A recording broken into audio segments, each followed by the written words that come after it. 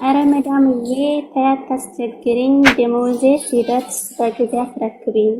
እኔ የመጣሁት ብር ፍለጋ ነው። ብር ስጠይቅሽ ጉዳዩ ለምንድን ነው? ሌቱንም ቀኑንም እንደ ልብሽ አዘሽ፣ ደሞዜ ሲደርስ ለምን ትቆጣለሽ? የምር አበዛሽው። አሁንስ ሳለችኝ ብር ስጠይቅሽ ፊትሽ እየፈጀኝ።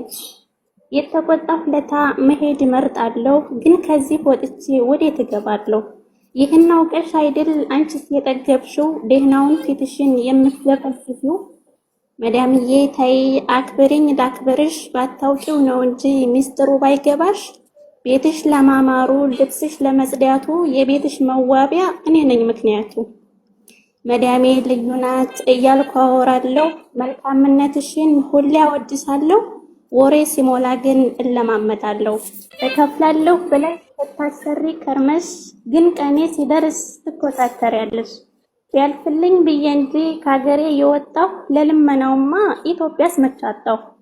ከንሽው መስሂው አልጸዳም ድገሚው፣ ልክ እንደ አምቡላንሱ ስታሽከረክሪኝ ስታዜሪ ኑረሽ።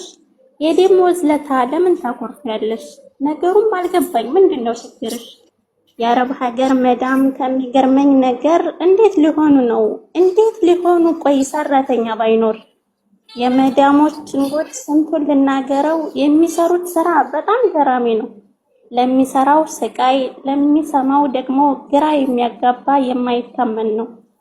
የኔ ቢጤ እህቶች በስደት ያላችሁ ሌላ ምንም አልል፣ አላህ ይገዛችሁ። እዳችሁ ሞልቶ ደስተኛ ሆናችሁ እናንተም በተራ ለሀገር ያብቃችሁ። ከሀገር ርቆ ሰው መቼ ይስቃል? ደቂቃዎች ስቆ ሰዓታት ያለቅሳል። አይ መዳምዬ ገልጬ ባሳይስ ሆዴ ያለውን ለሰው የማልነግረው የተዳፈነውን። እማ ናፍቀኛለች ሙሉ ቤተሰቤ፣ አካሌ ካንቺ ጋር ኢትዮጵያ ነው ቀልቤ። ድልተኙ እኮ አይደለም ካንቺ ጋር የምሰራው፣ ሀገሬ ታማብኝ ቢያደናገረኝ ነው። ስለዚህ መዳሜ ትንሽ ቀን ታግሽኝ፣ በትንሽ ትልቁ ሆዴን አታስብሽኝ። እማዬ አባዬ ልዩ ቤተሰቡ በጣም ናፍቀውኛል። እንደ ውሃ ጥምት እንደ ምግብ ራብ ጉዲት ታርገውኛል። አሁንስ አልቻልኩም ናፍቆቴ በረታ፣ ቀኑንም በስራ ሌቱን በትዝታ። እማ ናፍቃኛለች አረሳትም ላፍታ።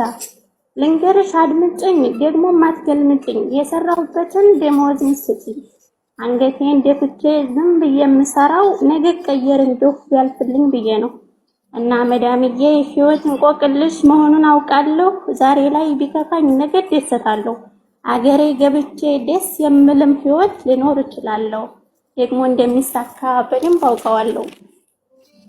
አላህን ሌት ተቀን እለምነዋለሁ፣ ምንም ሳልዘነጋ ዱዓም አደርጋለሁ። እዚስ ኩለምኔ ምንም ሳጣለሁ። አንተ አስፈሪ ሆነች እኔ ሰራተኛ፣ ዛሬ በሰው ሀገር በሆንም ብቸኛ። ታየኝ እንኳን ሊቀን ከቤተሰብ ጋር ስሆን ደስተኛ ይላል። ጀዛኩሙላሁ ኸይራ።